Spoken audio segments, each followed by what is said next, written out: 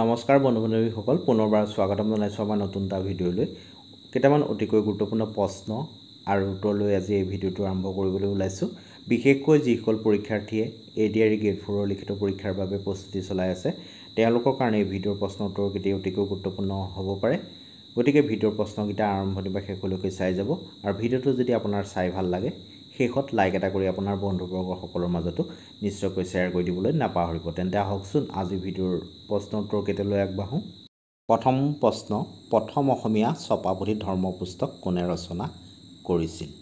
প্ৰথম অসমীয়া ছপাপুথি ধৰ্মপুস্তক আৰু এই পুথিখন কোনে ৰচনা কৰিছিল ইয়াত সোধা হৈছে। শুদ্ধ উত্তৰৰ বাবে চাৰিটাই অপশ্যন আছে। তলত উল্লেখ কৰা অপশ্যন কেইটাৰ ভিতৰত শুদ্ধ উত্তৰটো হ'ব কোনটো? অপশ্যন ডিটো, আত্মাৰাম শৰ্মা। আত্মাৰাম শৰ্মাই প্ৰথম অসমীয়া ছপাপুথি ধৰ্মপুস্তক ৰচনা কৰিছিল আৰু বৰ্ষটো আছিলে 1813 চন। এইটো আপোনালোকে মনত ৰাখিব। ঠিক আছে, আমি পাছৰটো প্ৰশ্নলৈ আগবাঢ়িছোঁ। নামঘৰীয়া উপন্যাসখনৰ লেখক কোন? নামঘৰীয়া উপন্যাসখনৰ লেখক কোন? চাৰিটাই অপশ্যন আছে। তলত উল্লেখ কৰা অপশ্যন কেইটাৰ ভিতৰত শুদ্ধ উত্তৰটো হ'ব কোনটো? অপশ্যন ডিটো, অতুলানন্দ গোস্বামী। অতুলানন্দ গোস্বামীয়ে নামঘৰীয়া উপন্যাসখন ৰচনা কৰিছিল তথা উপন্যাসখনৰ লেখক। কোন চনত মাজুলী জিলা হিচাপে গঠন হৈছিল? অসমৰ ব্ৰহ্মপুত্ৰ নদীৰ মাজত থকা এটা বৃহৎ নদীদ্বীপ মাজুলী আৰু এই মাজুলীক কেতিয়া জিলা ৰূপে ঘোষণা কৰা হৈছিল ইয়াত সোধা হৈছে। শুদ্ধ উত্তৰটো হ'ব কোনটো? অপশ্যন বিটো, 2016 চনত মাজুলীক জিলা হিচাপে ঘোষণা কৰা হৈছিল আৰু ঘোষণা কৰিছিল সেই সময়ৰ মুখ্যমন্ত্ৰী সৰ্বানন্দ সোণোৱালে। ঠিক আছে, আমি পাছৰটো প্ৰশ্নলৈ আগবাঢ়িছোঁ। কৃষ্ণকান্ত সন্দিকৈক কোন চনত পদ্মভূষণ দিয়া হৈছিল? কৃষ্ণকান্ত সন্দিকৈক কোনটো বৰ্ষত পদ্মভূষণ দিয়া হৈছিল ইয়াত সোধা হৈছে। শুদ্ধ উত্তৰৰ বাবে চাৰিটাই অপশ্যন আছে। তলত উল্লেখ কৰা অপশ্যন কেইটাৰ ভিতৰত শুদ্ধ উত্তৰটো হ'ব অপশ্যন চিটো, 1967 অৰ্থাৎ 1966 চনত কৃষ্ণকান্ত সন্দিকৈক পদ্মভূষণ উপাধিটো দিয়া হৈছিল। এইটো গুৰুত্বপূৰ্ণ প্ৰশ্ন, আপোনালোকে মনত ৰাখি থ'ব। পৰৱৰ্তী প্ৰশ্ন, পাতাল ভৈৰৱী নামৰ গ্ৰন্থখন কোনে ৰচনা কৰিছিল? পাতাল ভৈৰৱী কোনে ৰচনা কৰিছিল ইয়াত সোধা হৈছে। শুদ্ধ উত্তৰৰ বাবে চাৰিটাই অপশ্যন দিয়া হৈছে। তলত উল্লেখ কৰা এই অপশ্যন কেইটাৰ ভিতৰত শুদ্ধ উত্তৰটো হ'ব কোনটো? অপশ্যন বিটো, লক্ষ্মীনন্দন বৰা। অসমৰ গল্পকাৰ, ঔপন্যাসিক, সাহিত্যিক লক্ষ্মীনন্দন বৰাৰ দ্বাৰা লিখিত এখন উপন্যাস হ'ল পাতাল ভৈৰৱী। অসমীয়া সাহিত্য জগতৰ ওপৰত আহি থকা অন্য এটি গুৰুত্বপূৰ্ণ প্ৰশ্ন। প্ৰশ্নটো হ'ল নৱকান্ত বৰুৱাই সম্পাদিত কৰা শিশু আলোচনীখনৰ নাম কি আছিল? নৱকান্ত বৰুৱাই সম্পাদিত কৰা শিশু আলোচনীখনৰ নাম কি আছিল ইয়াত সোধা হৈছে। তলত চাৰিটা অপশ্যন দিয়া হৈছে। এই চাৰিটা অপশ্যনৰ ভিতৰত শুদ্ধ উত্তৰটো হ'ব কোনটো? অপশ্যন ডিটো, জোনবাই। জোনবাই হ'ল নৱকান্ত বৰুৱাৰ দ্বাৰা সম্পাদিত এখন শিশু আলোচনী। বন্ধু-বান্ধৱীসকল, আমি ADRE গ্ৰেড 4ৰ বাবে ধাৰাবাহিকভাৱে আমাৰ চেনেলত ভিডিঅ' দি আহিছোঁ। এইটো আমাৰ 9 নম্বৰটো ছিৰিজ। পূৰ্বৰ ছিৰিজৰ প্ৰশ্ন উত্তৰসমূহ যদি আপোনালোকে এতিয়াও চোৱা নাই, ইয়াৰ প্লে'লিষ্টৰ লিংক এটা মই ডেছক্ৰিপশ্যনত দি দিম। ইচ্ছা কৰিলে আপোনালোকে সেই ভিডিঅ'ৰ প্ৰশ্ন উত্তৰসমূহ চাই ল'ব পাৰিব। ঠিক আছে, আমি পাছৰটো প্ৰশ্নলৈ আগবাঢ়িছোঁ। ভাৰতৰ উত্তৰাখণ্ডত অৱস্থিত বদ্ৰীনাথ মন্দিৰ কোনে নিৰ্মাণ কৰিছিল? বদ্ৰীনাথ মন্দিৰ কোনে নিৰ্মাণ কৰিছিল ইয়াত সোধা হৈছে। আৰু এইটো কথা মনত ৰাখি দিব, ভাৰতৰ উত্তৰাখণ্ডত অৱস্থিত। কেতিয়াবা পৰীক্ষাত আহে বদ্ৰীনাথ মন্দিৰটো ক'ত অৱস্থিত। ইয়াত সোধা হৈছে ভাৰতৰ উত্তৰাখণ্ডত অৱস্থিত বদ্ৰীনাথ মন্দিৰ কোনে নিৰ্মাণ কৰিছিল? তলত উল্লেখ কৰা অপশ্যন কেইটাৰ ভিতৰত শুদ্ধ উত্তৰটো হ'ব কোনটো? অপশ্যন বিটো, আদি শংকৰাচাৰ্য। পৰৱৰ্তী প্ৰশ্ন, নেতাজী সুভাষ চন্দ্ৰ বসু ষ্টেডিয়াম অসমৰ ক'ত অৱস্থিত? নেতাজী সুভাষ চন্দ্ৰ বসু ষ্টেডিয়াম। শুদ্ধ উত্তৰৰ বাবে চাৰিটাই অপশ্যন আছে, ক্ৰমে গুৱাহাটী, যোৰহাট, হাইলাকান্দি আৰু ডিফু। এই চাৰিটা অপশ্যনৰ ভিতৰত শুদ্ধ উত্তৰটো হ'ব কোনটো? অপশ্যন চিটো, হাইলাকান্দি। হাইলাকান্দিত নেতাজী সুভাষ চন্দ্ৰ বসু ষ্টেডিয়ামটো অৱস্থিত। সকলোতকৈ কম ঘনত্বৰ গ্ৰহটোৰ নাম কি? সকলোতকৈ কম ঘনত্বৰ গ্ৰহটোৰ নাম কি ইয়াত সোধা হৈছে। তলত চাৰিটা আমাৰ সৌৰজগতৰ গ্ৰহৰ নাম উল্লেখ আছে। এই গ্ৰহকেইটাৰ ভিতৰত কোনটোৰ আটাইতকৈ কম ঘনত্ব? শুদ্ধ উত্তৰটো হ'ব কোনটো? অপশ্যন বিটো, শনি। শনি গ্ৰহটো সকলোতকৈ কম ঘনত্বৰ গ্ৰহ। পৰৱৰ্তী এটা গুৰুত্বপূৰ্ণ প্ৰশ্নটো হ'ল মধুবনী চিত্ৰকলা কোনখন ৰাজ্যত আছে মধুবনী চিত্ৰকলা তলত উল্লেখ কৰা অপশ্যন কেইটাৰ ভিতৰত শুদ্ধ উত্তৰ হ'ব কোনটো অপশ্যন বি2 বিহাৰ ৰাজ্যত মধুবনী চিত্ৰকলা আছে কাৰ ৰাজত্বকালত আলাইবৰীৰ ৰণ হৈছিল এটা গুৰুত্বপূৰ্ণ প্ৰশ্ন শুদ্ধ উত্তৰটো হ'ব কোনটো অপশ্যন এটো চক্ৰধ্বজ সিংহৰ দিনত তথা ৰাজত্বকালত আলাইবৰীৰ ৰণ হৈছিল আহোমৰ প্ৰথম ৰাজধানী ক'ত আছিল আহোমসকলে প্ৰথম ক'ত ৰাজধানী পাতিছিল ইয়াত সোধা হৈছে এটা ইজি কুৱেশ্যন প্ৰায় সকল ছাত্ৰ ছাত্ৰী তথা বন্ধু বান্ধৱীয়ে ইয়াৰ শুদ্ধ উত্তৰটো জানিব যিসকলে জানে ভিডিঅ'টো পজ কৰি কমেণ্ট কৰি জনাব পাৰে ঠিক আছে ইয়াত অপশ্যন দিয়া আছে যোৰহাট শিৱসাগৰ চৰাইদেউ আৰু তেজপুৰ এই চাৰিটা অপশ্যনৰ ভিতৰত শুদ্ধ উত্তৰটো হ'ব কোনটো অপশ্যন চি2 চৰাইদেউত আহোমসকলে প্ৰথম ৰাজধানী চৰাইদেউত পাতিছিল সতী সাধনী কোন বংশৰ ৰাণী আছিল সতী সাধনী শুদ্ধ উত্তৰৰ বাবে চাৰিটাই অপশ্যন আছে চুতীয়া কছাৰী আহোম আৰু অপশ্যন ডি দিয়া আছে জয়ন্তীয়া এই চাৰিটা অপশ্যনৰ ভিতৰত শুদ্ধ উত্তৰটো হ'ব কোনটো অপশ্যন এটো চুতীয়া সতী সাধনী চুতীয়া বংশৰ ৰাণী আছিল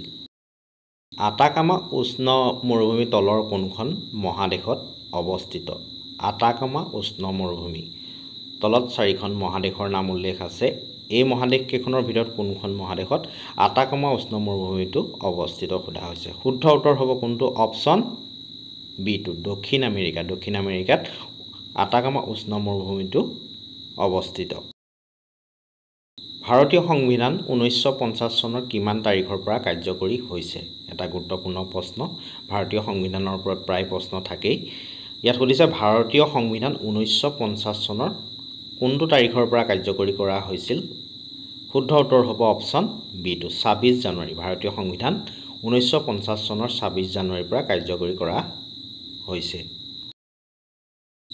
নেক্সট কুৱেশ্যন ৰকি পাৰ্বত্য অঞ্চল তলৰ কোনখন মহাদেশত অৱস্থিত ৰকি পাৰ্বত্য অঞ্চল চাৰিখন মহাদেশৰ নাম উল্লেখ আছে তলত ক্ৰমে উত্তৰ আমেৰিকা দক্ষিণ আমেৰিকা এছিয়া আৰু আফ্ৰিকা এই মহাদেশ কেইখনৰ ভিতৰত ক'ত ৰকি পাৰ্বত্য অঞ্চল অৱস্থিত শুদ্ধ উত্তৰ হ'ব অপশ্যন এটো উত্তৰ আমেৰিকাত ৰকি পাৰ্বত্য অঞ্চল অৱস্থিত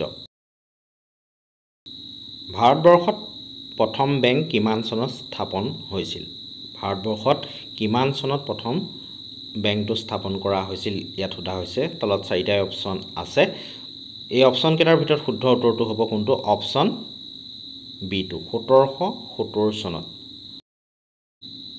ভাৰতীয় সংবিধানৰ ওপৰত আহি থকা এটা গুৰুত্বপূৰ্ণ প্ৰশ্ন সংবিধান সভাৰ সাংবিধানিক উপদেষ্টা কোন আছিল সাংবিধানিক উপদেষ্টা কোন আছিল ইয়াত সোধা হৈছে শুদ্ধ উত্তৰ হ'ব কোনটো অপশ্যন চি2 বি এন ৰাও সংবিধান সভাৰ সাংবিধানিক উপদেষ্টা আছিল আফ্ৰিকাৰ গান্ধী বুলি কাক কোৱা হয় অপশ্যন দিয়া আছে মহাত্মা গান্ধী ফিৰোজ খান নেলছন মেণ্ডেলা আৰু আমজেদ খান এই চাৰিটা অপশ্যনৰ ভিতৰত শুদ্ধ উত্তৰ হ'ব কোনটো অপশ্যন চি2 নেলছন মেণ্ডেলাক আফ্ৰিকাৰ গান্ধী বুলিও কোৱা হয় অসম তথা ভাৰতৰ বিভিন্ন ৰাষ্ট্ৰীয় উদ্যান কেইখনৰ ওপৰতো প্ৰশ্ন আহে তেনে এটি গুৰুত্বপূৰ্ণ প্ৰশ্ন পান্না ৰাষ্ট্ৰীয় উদ্যান ভাৰতৰ ক'ত অৱস্থিত পান্না ৰাষ্ট্ৰীয় উদ্যান শুদ্ধ উত্তৰৰ বাবে চাৰিটাই অপশ্যন আছে তলত উল্লেখ কৰা এই অপশ্যন কেইটাৰ ভিতৰত শুদ্ধ উত্তৰ হ'ব কোনটো অপশ্যন বি2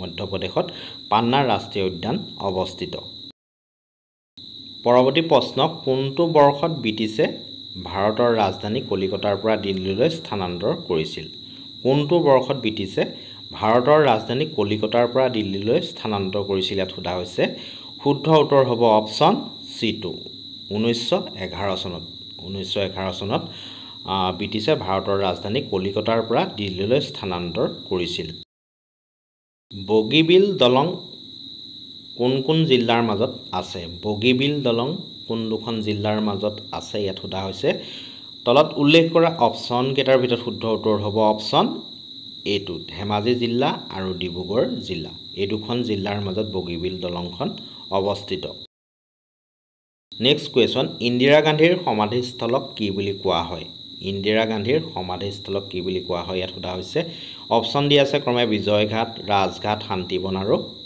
শক্তিস্থল এই চাৰিটা অপশ্যনৰ ভিতৰত শুদ্ধ উত্তৰটো হ'ব কোনটো অপশ্যন ডিটো শক্তিস্থল ইন্দিৰা গান্ধীৰ সমাধিস্থলক শক্তিস্থল বুলি জনা যায় লাল বাহাদুৰ শাস্ত্ৰীয়ে কিমান চনত ভাৰতৰত্ন সন্মান লাভ কৰিছিল ভাৰতৰত্ন সন্মান ভাৰতৰ এটা সৰ্বোচ্চ অসামৰিক বঁটা এই বঁটাটো লাল বাহাদুৰ শাস্ত্ৰীয়ে কিমান চনত লাভ কৰিবলৈ সক্ষম হৈছিল শুদ্ধ উত্তৰৰ বাবে চাৰিটাই অপশ্যন আছে তলত উল্লেখ কৰা অপশ্যন কেইটাৰ ভিতৰত শুদ্ধ উত্তৰটো হ'ব কোনটো অপশ্যন বিটো 1966 চনত লাল বাহাদুৰ শাস্ত্ৰীয়ে ভাৰতৰত্ন সন্মান লাভ কৰিছিল অযোধ্যা কোনখন ৰাজ্যত অৱস্থিত অযোধ্যা ক'ত আছে ইয়াত সোধা হৈছে চাৰিখন ৰাজ্যৰ নাম তলত উল্লেখ আছে তলত উল্লেখ কৰা এই অপশ্যন কেইটাৰ ভিতৰত শুদ্ধ উত্তৰটো হ'ব কোনটো অপশ্যন এটো উত্তৰ প্ৰদেশত অযোধ্যা অৱস্থিত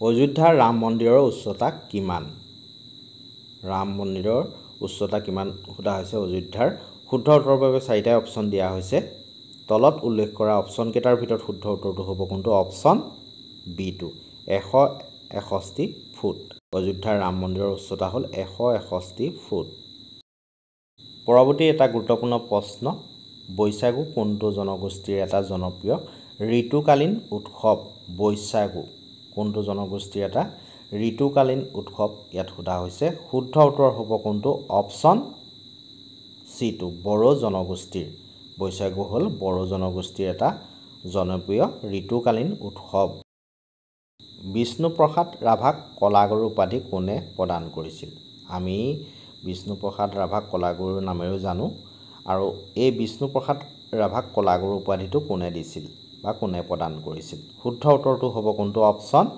ডিটো ডক্টৰ সৰ্বপল্লী ৰাধাকৃষ্ণনে বিষ্ণু ৰাভাক কলাগুৰু উপাধিটো প্ৰদান কৰিছিল ব্ৰিটিছ চৰকাৰৰ পৰা ছাৰ উপাধি লাভ কৰা প্ৰথম অসমীয়াজনৰ নাম কি আছিল ব্ৰিটিছ চৰকাৰৰ পৰা কোনজন প্ৰথম অসমীয়াই ছাৰ উপাধিটো লাভ কৰিছিল ইয়াত সোধা হৈছে শুদ্ধ উত্তৰৰ বাবে চাৰিটা অপশ্যন আছে তলত উল্লেখ কৰা অপশ্যন কেইটাৰ ভিতৰত শুদ্ধ উত্তৰটো হ'ব কোনটো অপশ্যন এটো ছাৰ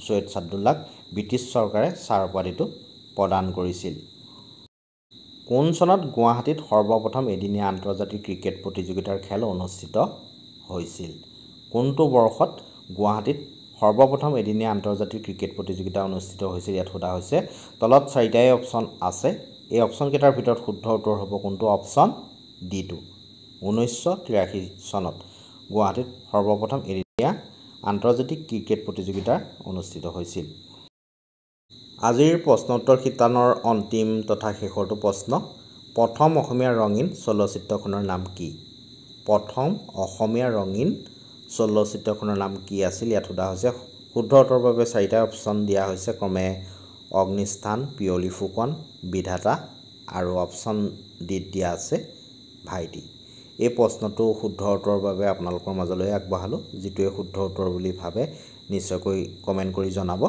প্ৰশ্নটো পুনৰ কৈছোঁ প্ৰথম অসমীয়া ৰঙীন চলচ্চিত্ৰখনৰ নাম কি আছিল